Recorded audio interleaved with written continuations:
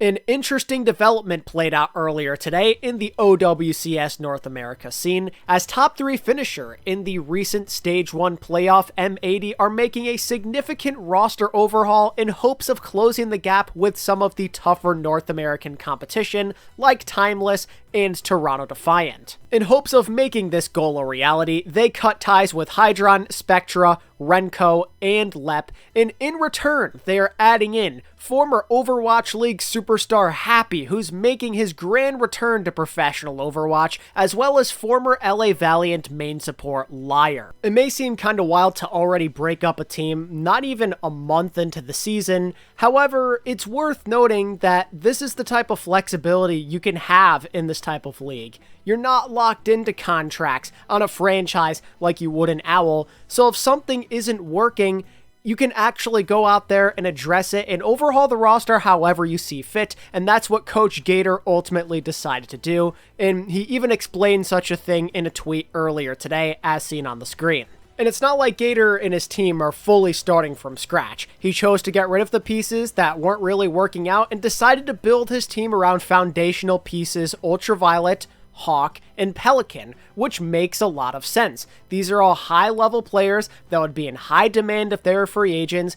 They're guys that he has worked with before, that he's confident in with their abilities, and he wants to build the correct team around them. And let's be totally honest with ourselves for a sec. While technically things could go wrong with this new team, on paper, their ceiling has elevated. We know for a fact that Happy has a much higher ceiling than Hydron, and he's accomplished more in his career, and now you're reuniting him with Pelican, which was a winning combination on the Houston Outlaws not even one whole year ago yet.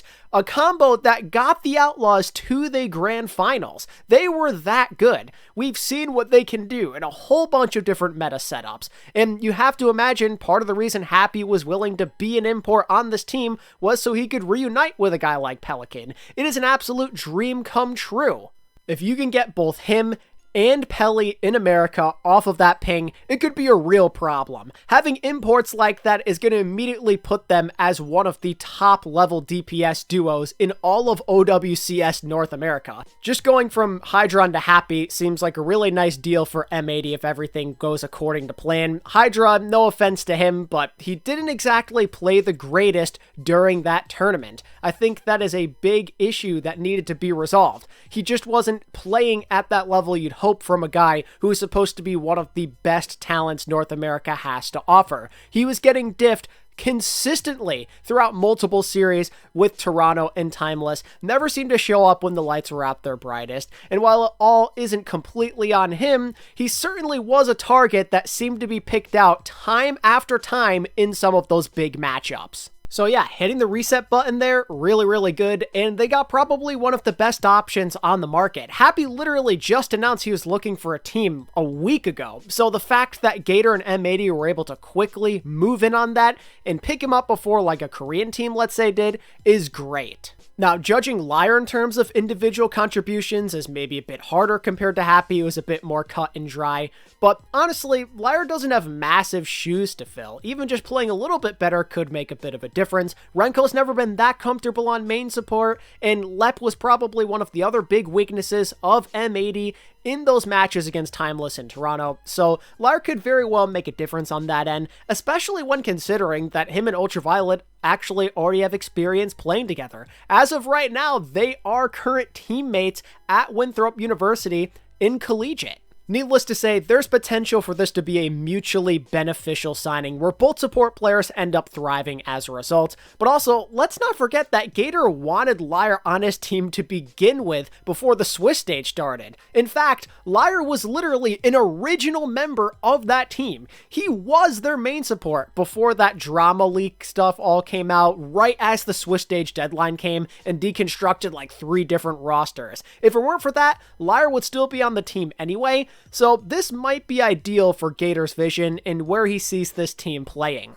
As for all these guys now looking for a new team, well, in a way, I kind of feel bad for them, as this entire situation was really crappy, very last second, seeing as some of these guys weren't even supposed to be on this team. Literally because of that crazy drama that went on with the leaks, some of these guys were thrown into a roster together right as the Swiss stage was getting underway, meaning that some of these guys had no real practice together, like ever, and they just had to make it work. And unfortunately, when you only have a couple of weeks and you're playing these teams with crazy synergy like Timeless and Toronto, that's only going to get you so far. They weren't all supposed to be a part of Gator's vision, so they're now being let go in favor of guys who make more sense, and that's all there really is to it.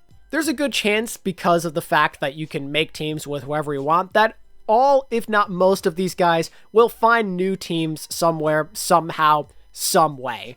A guy like Spectra, for example, the main reason he is leaving this team is for the simple fact that he probably was not going to play on M80. They got Pelican at the last moment, right as things were set to begin, so there was no real chance for him to play. You're not going to get the start over him unless it's a very meta-specific situation. It's better to let him spread his wings and fly. He's got a lot of talent, and I'm sure he'll be picked up somewhere else, whether he still wants to be in North America or maybe go back to Korea. That's entirely his choice, but Spectra is better off leaving this team so he does not have to ride the bench. And just knowing the rest of these guys, I mean, with how big North America is, I'd expect all of them to find some kind of team. Hopefully Lep can prove himself. Hopefully Renko can be in a situation where he's more comfortable, be a full-time starter, maybe even go back to flex support like he used to be before joining the Overwatch League. I think that could be nice for him, and most people would like to see him succeed. And then there's Hydron. Hydron. That is the talk of the town. He is who everybody has on their target list right now. He has been getting called out a lot as of late.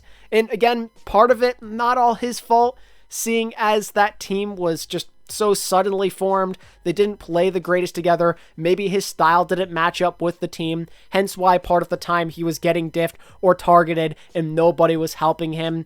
But at the end of the day, he did talk a lot of trash during this offseason before OWCS, and he's got to take it on the cheek now. He's the one that put that on himself. He's getting roasted like crazy now, and I don't think anybody really feels bad after the way he opened up his mouth.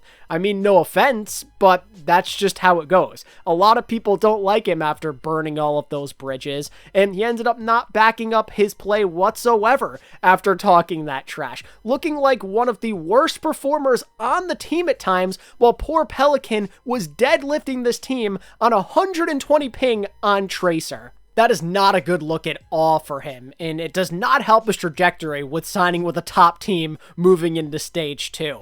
The sad reality is, a lot of the teams he's played with in recent memory have consistently come up short, hence that choking label that some people have put on him. And after what we saw in M80, it's going to make him maybe even less desirable. And that's on top of, again, the trash talk, the burned bridges, the ego in some people's eyes. He's got a lot to prove. He's no longer that top North American talent that we once knew. Other people have caught up to him, they've surpassed him, and he's got to go all out on whatever team he signs with next if he doesn't want to be completely left behind. And for his sake, I wish him nothing but the best of luck. He is certainly going to need it with how things have been going for him recently.